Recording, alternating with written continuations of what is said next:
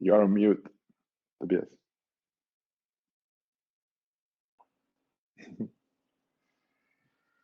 No, thanks for having me. So sorry. Yeah, we can hear you now. I'm new to technology, so sorry. So I will share a little bit about where we come from. We're a little bit different, and there will be a deck that's being shared by Karen. So if everybody can just follow that deck, and I will give a few, provide a few words for everything. So Synalytic, maybe first to start on this current slide as a background, we're a business intelligence solution, so we help the film industry in the decision making, and we help to provide actual information in real time, whether you're financing films or packaging it, thinking about talent, actors, running release scenarios, thinking about whether you should get a Netflix deal or a streamer deal or a theatrical deal. So all these kind of questions that go along the value chain, that's what we inform. And so let's stick with that. So when I started, my background, I spent 10 years in finance. My co-founder, Dev, he's our CTO. He's worked for NASA for 15 years building risk assessment systems for launch vehicles. So he was responsible for getting people and rockets and shooting them to Mars, or at least part of the team, analyzing that risk. And so we use his models he developed over time in our analysis. And then Christian Monti, our COO, worked for the studios for many years. So we have that background of studio, 10, 15 year studio experience, independent film experience, NASA, and myself in finance. And this is how we started. But maybe I want to start with AI, because anyway, and what we realize is AI, especially in creative industries like the film industry, is always very, people are fearful when they hear AI. And I want to share this graphic here, and it's really every successful company in the world right now is using AI. And that's what this graphic should show. You can't even really compete anymore in any business if you don't use any kind of form of machine learning AI. And if the next slide, please. And you can see that, for example, even everyone in this room is using AI. I mean, if you use Waze, if you will, I don't know, take a trip somewhere outside of LA or wherever you live, and you take Waze, you use machine learning AI in a very, and to get there faster and safer. So it's something it's embedded in every cell phone and every app that or nearly every app that you use these days.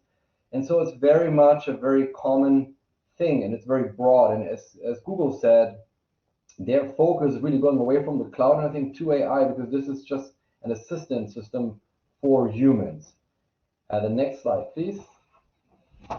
And if we go towards, if you talk film industry, on the next slide, thank you. I mean, as we will know, Netflix, Amazon, Disney, YouTube, they all use AI just to figure out what you watch. Here, AI is being used in film, in the film production process. Here you see, a film 80 years ago and film currently. And of course, the opportunity possibilities that you have in VFX and modern systems are very different. So you have AI enables you different creative tools these days to help with creating, different kinds of stories and having new and being able to provide new viewing experiences. Next one, please. And how we often see when companies don't innovate and don't move on, they fail. And this is just in the slide to show how many companies failed. And Blockbuster is maybe a good example for the film industry. They laughed at Netflix 12 years ago when they came up with new ideas, new technology to solve certain distribution problems or show new paths of distribution. And so now nobody really knows what Blockbuster is, and Netflix is one of the most valuable companies in the world right now. And so you can just see that it's so important to embrace these new technologies. Not only is AI already everywhere, and it's in whether you're a consumer or in a company, but even if you don't use it, there are a lot of examples that when you don't innovate, you fail. Next slide, please. The next slide is talking about the industry in particular, and especially the independent industry has been in a pretty precarious situation. These are just figures for Sundance, for example. So if you see 2019 prior to COVID, around 3 billion worth of content or produced content applied to Sundance. So it's a huge number, 3 billion worth of content applying to one film festival in the US to get a distribution deal. the whole theatrical market net of distribution expenses and P&A and so on was 100 million. So you can see there's a huge, this 3 billion, 100 million. There's a huge disbalance in the market, and a lot of it has to do, not necessarily with AI, but just looking at the data, and not just, of course, the gut is important, but look at the facts and the data, and that's, in the end, what data and AI does, and I get back to it later, but yeah, the film industry is not in a good space, and that clearly shows it. And it is because there's a disbalance. And in the next slide, you'll see, especially over the last 10 years, or the last couple of years,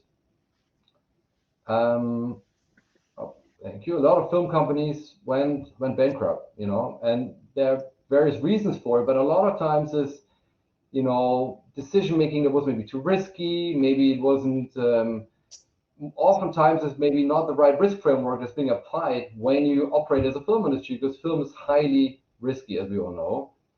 And it's a fantastic creative product, but the way it's still a product, it still has to reach an audience. And if you, as many people do, only think about the audience when the film is produced, and you're looking for a distributor, it's already too late. You should think about audiences as early as script stage or financing stage, so you understand the path to, hey, how do I get to, how can I make this film creatively valuable, but also financially successful? So please, next slide. The good news is the next 10 years don't have to be like the last 10 years. So in the end, there are ways to help you and everyone in this room or in the film industry to better inform your decisions and combine creative gut and experience with data. And the next slide, please. And that's what we created with Synalytic, for example. And just to show a bit, maybe stay on this slide. This is just an overview slide. So what you see here is a screen that shows different tools. We have different tools of our system. They're shown in this particular screen. So what you see on top are all the different steps that you need to go through to bring a film from script idea to the screen. And it starts with, of course, a story. Then you have to package the story with talent. Then it has to be financed. It has to be produced. It has to be distributed, marketed, and distributed. And especially in the independent industry, all these steps are carried out by different companies. So you basically have like 8 different companies in that value chain, meaning you have a creative producer, you have a financier, a sales agent, maybe another producer, a distributor, a marketing company, and an exhibitor. And none of them are really very much aligned. So often they don't share data, they don't share insights, and each of them lives in their little silo on that value chain, not understanding what happened before, what happened after, but of course making their business model work. And their business model doesn't have to do anything with what the financier might want to put money in that film. Says, okay, I'll put $5 million in that film, and they assume a 2,500 theater release. But then let's say the film is done, and the distributor, they don't care what the financier thought this release is. They care what they think the release should be worth, and they might buy it for $2 million and put it in 500 screens, right? And it's so important to understand that whole value chain and understand as much and have as much information as early in the process as possible. And this is what we do with Synalytics. So basically, we ingest all these different data sets that are out there: box office data, of course, home video, TV data, Paris data, social media data, Rotten Tomato data. So anything that has anything to do with either talent, film performance, or anything in that realm flows in the system, and then you replicate the different workflows that you go through when you analyze film. If you want to understand how valuable talent is, the manual process might take you, hours. In our system, it takes you seconds.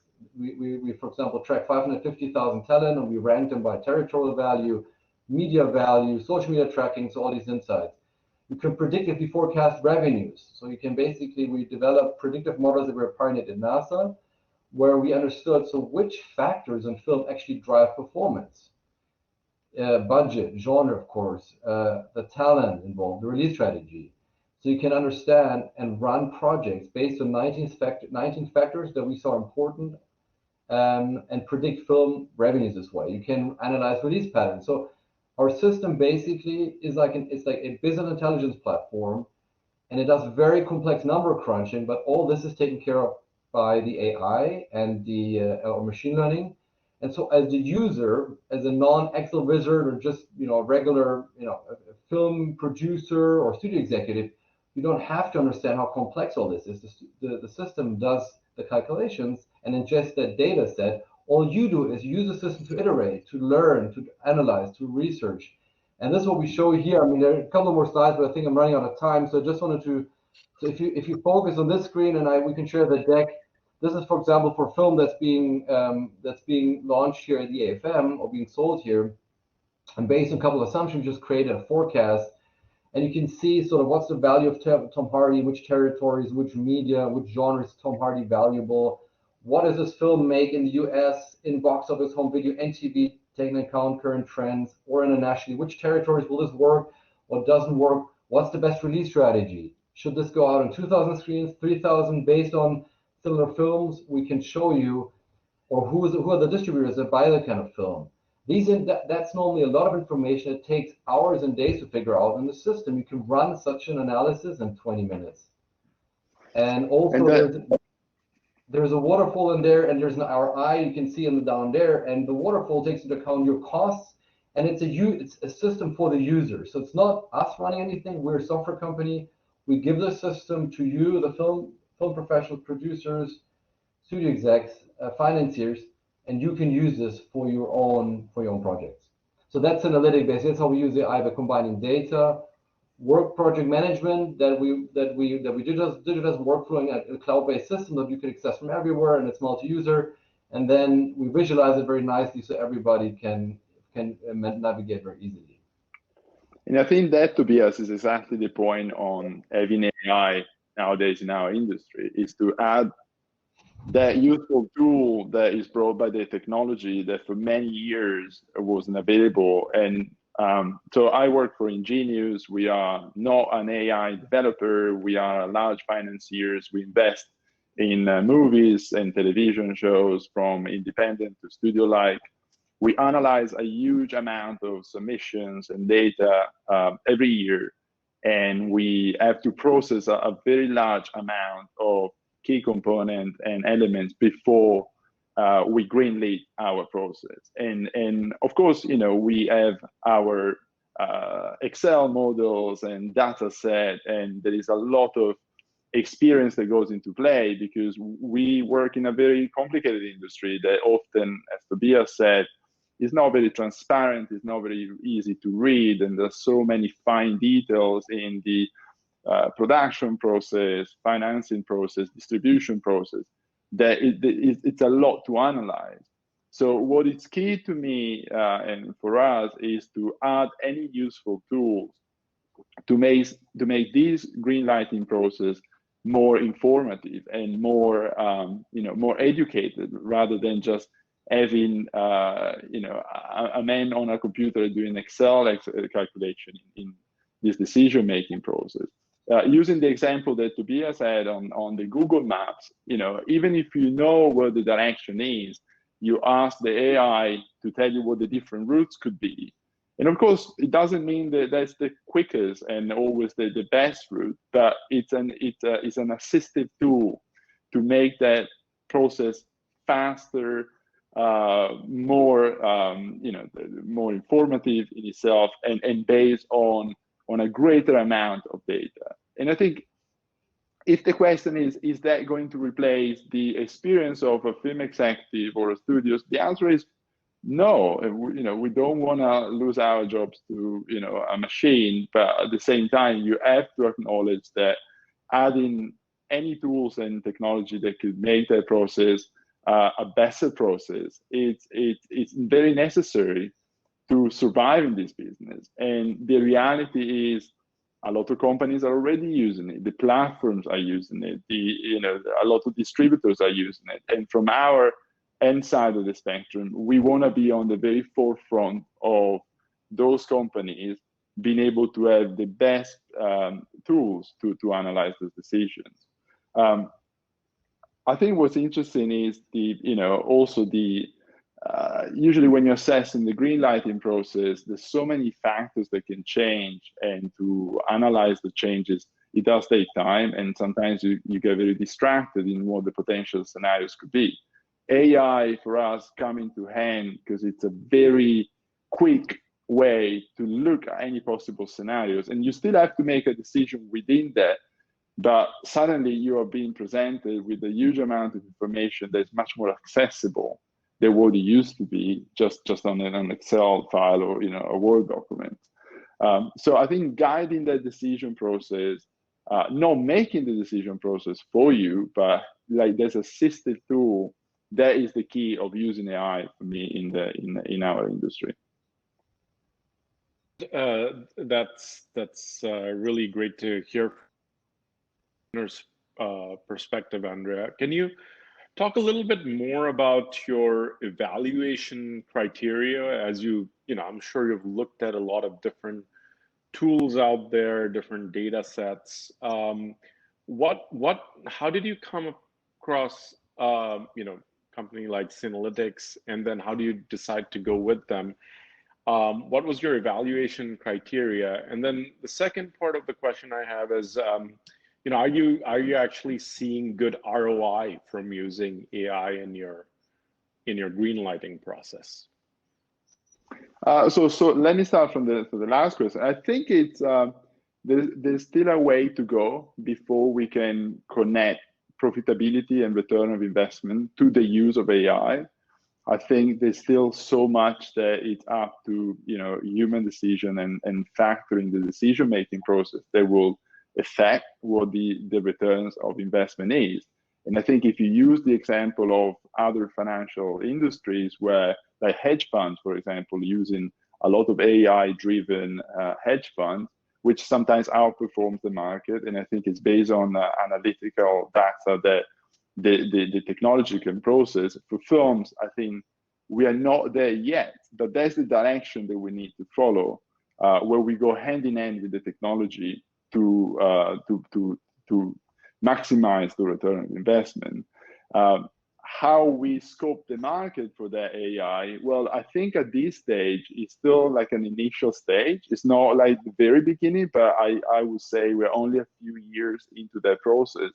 And as much as possible, it should be an open conversation between the end consumers, like it could be engineers or other financiers or producers, and the developer of the AI.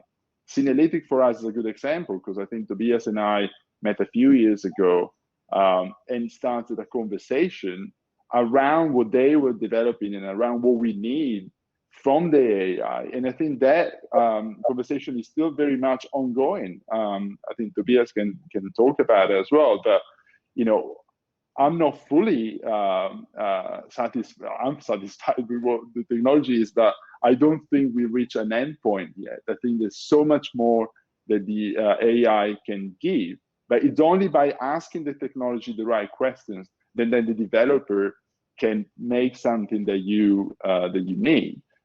So it has to be a collective process. I think it has to be an open conversation between different players in the value chain.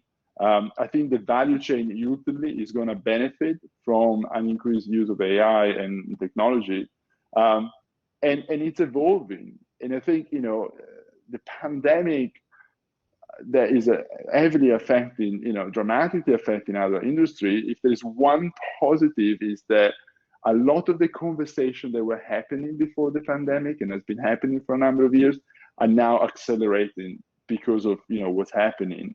And the technology can play a big role in determining what the future of our industry will look like.